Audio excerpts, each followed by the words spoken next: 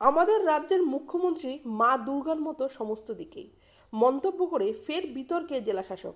বীরভূমের পর এবার বর্ধমানে জেলাশাসক বিধান রায়ের মন্তব্যে কড়া সমালোচনায় বিরোধীরা। মা শারদার পর এবার মা দুর্গার সঙ্গে তুলনা মমতার। মমতার শ্রুতি শোনা গেল খোদ জেলাশাসকের গলাতেই, যা নিয়ে শুরু হয়েছে রাজনৈতিক চাপানোতর।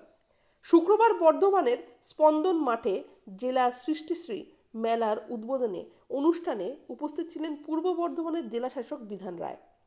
সেখানেই স্বনির্ভর গোষ্ঠী সম্পর্কে উপস্থিত মহিলাদের উদ্দেশ্যে বক্তব্য রাখতে গিয়ে তিনি বলেন, আমরা সেই পথ পেরিয়ে এসেছি। কোন পথ? যেখানে মা বোন দিদিদের একত্রিত করে স্বনির্ভর গোষ্ঠী গঠন করতে হতো। আমার যতদূর জানা আছে, পরিসংখ্যানের নিরিখে এখানে পূর্ব বর্ধমান জেলায় ৭০,০০০-এর মতো স্বনির্ভর দল গঠন হয়েছে। ৭ লক্ষ মানুষ কিন্তু এই স্বনির্ভর দলের সঙ্গেই যুক্ত। এটা কিন্তু আমাদের শক্তি।